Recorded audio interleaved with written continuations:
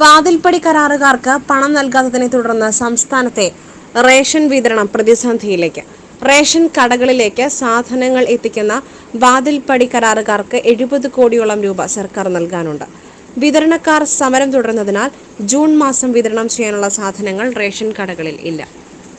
സമരം അവസാനിപ്പിച്ച് റേഷൻ കടകളിലേക്ക് സാധനങ്ങൾ എത്തിക്കുവാൻ സർക്കാർ ഇടപെടണമെന്ന് AITUC ആവശ്യപ്പെട്ടു. വാതിൽപ്പടി വിതരണക്കാരുടെ സമരം അവസാനിപ്പിച്ചില്ലെങ്കിൽ റേഷൻ കടകൾ അടച്ചുപൂട്ടേണ്ട സ്ഥിതിയിലേക്കെത്തും. മാസം പകുതിയാകുന്നതിന് മുൻപേ ഒട്ടുമിക്ക റേഷൻ കടകളിലും അരി അടക്കമുള്ള സാധനങ്ങൾ തീർന്നു. സംസ്ഥാനത്തെ 94 ലക്ഷത്തോളം വരുന്ന റേഷൻ കാർഡ് ഉടമകൾക്ക് റേഷൻ മുടങ്ങില്ല എന്ന് സർക്കാർ വാഗ്ദാനം ചെയ്തു. പക്ഷേ ഇപ്പോഴത്തെ സാഹചര്യത്തിൽ റേഷൻ കടകളിൽ സാധനം വാങ്ങുവാൻ വരുന്നവർ വെറും കൈയോടെ മടങ്ങുകയാണ്.